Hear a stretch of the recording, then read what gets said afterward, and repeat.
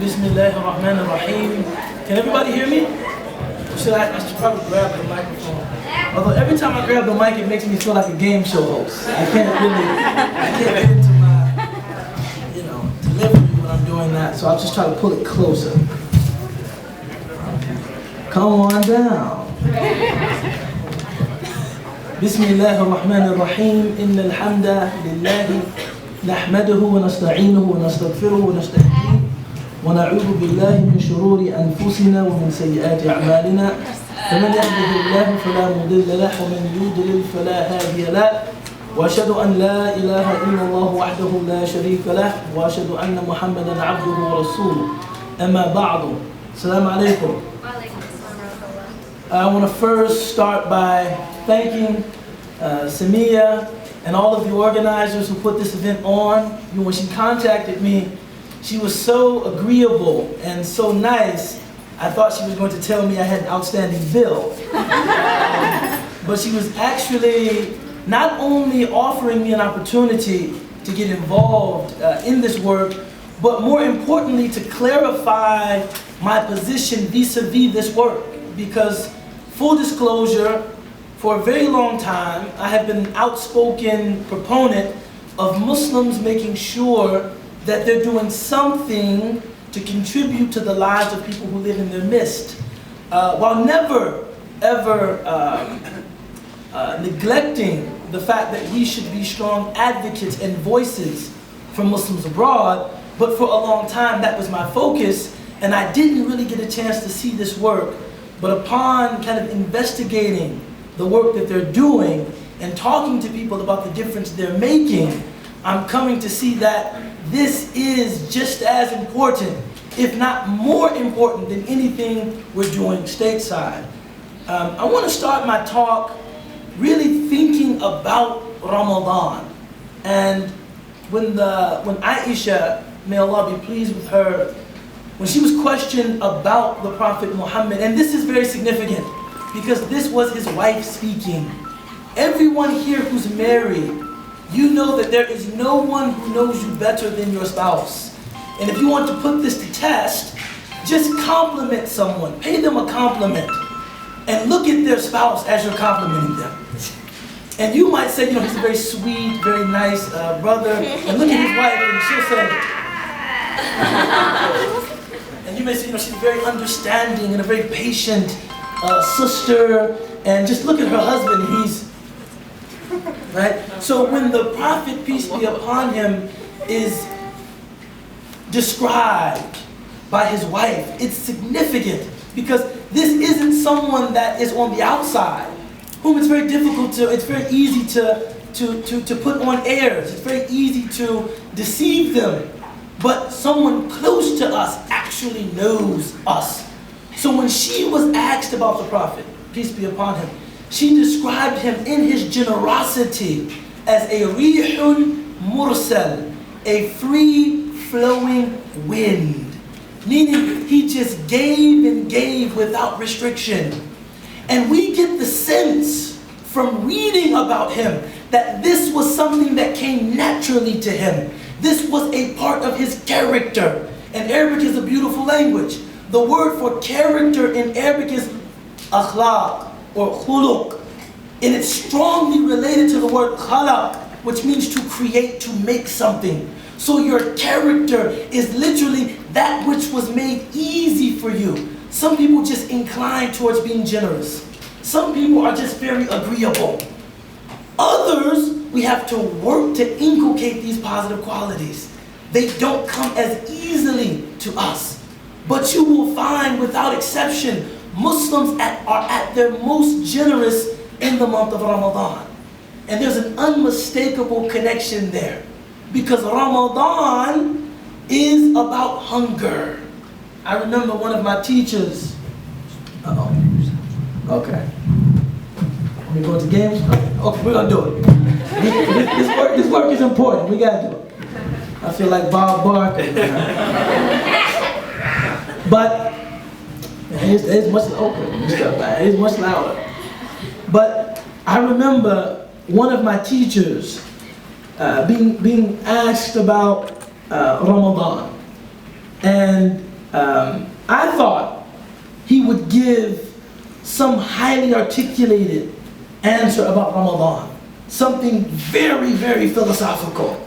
Something very, quote unquote, deep. But what he actually said was that Ramadan is about being hungry. That's what Ramadan is about. That feeling in the pit of your stomach at about 8 o'clock, that's hunger. That listlessness that you feel at midday when you don't feel like doing anything, that's hunger. When you feel very easily agitated, that's hunger. I learned something about myself this Ramadan. I ordered some wheels for my car from Germany. And the 3 of the wheels came, but the 4th wheel didn't come. Right? So every day I'm going out to the mailbox and I'm like watching the mail carrier like I'm stalking her. And I'm thinking she's gonna show up with like bodyguards and someday like, I don't know, this guy, I gotta watch him. But when she didn't come for like the 6th or 7th time to, deliver my package, I felt so overcome with grief, like, oh man, I spent all of this money, and the first thing I wanted to do was eat. I was like, you know what? Let me go into the kitchen and eat something, man, because I'm so disappointed. And I thought, this is like, I'm an emotional eater. You can't tell because I work out a lot. You see what I'm saying? I'm an emotional eater. But Ramadan is about being hungry, about being thirsty, but knowing that you cannot satiate that hunger simply because God told you that you can't. And your willingness to accept that. And there are lessons that you learn from that. You learn that you can't have everything you want all the time. I can't even have my wheels. You can't have everything you want all the time. And if you think about the implications of recognizing that I can't have everything I want all the time, that I have to be willing to relinquish some of what I have in the interest of others sometimes, this is what real conscientious citizenship is all about. And as we lessen our dependence on that which is essential, food, drink, the pleasures of this world that we were enjoying before Ramadan, we give those things up, and all of those things are good. All of those things are wholesome, but you begin to decrease your dependence on them. In the month of Ramadan, what then for that which is excessive? That which you know you don't need.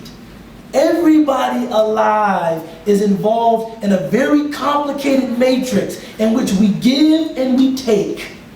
This is a part of being human. We give and we take, all of us. I remember being at Whole Foods, and I'm not picking fun at anybody. I want to make that clear. I'm not picking fun at anybody. But I was at Whole Foods, and I was asking if they had halal lamb. Someone told me they had halal lamb. So I went down there to check it out, halal brigade. Is this lamb halal? I'm not going to tell you what they told me. If you eat the lamb, enjoy eating the lamb.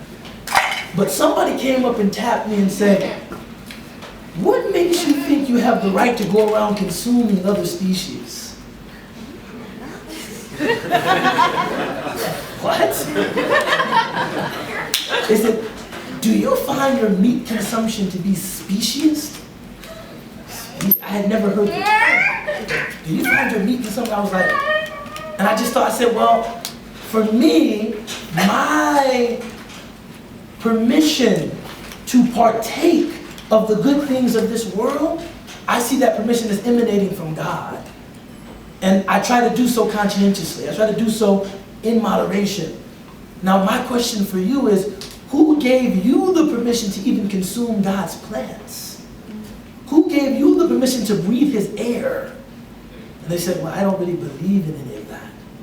And I thought, this is what the Muslim worldview is all about. We're giving and we're taking. But if you're lucky and God blesses you, you will be able to give more than you take.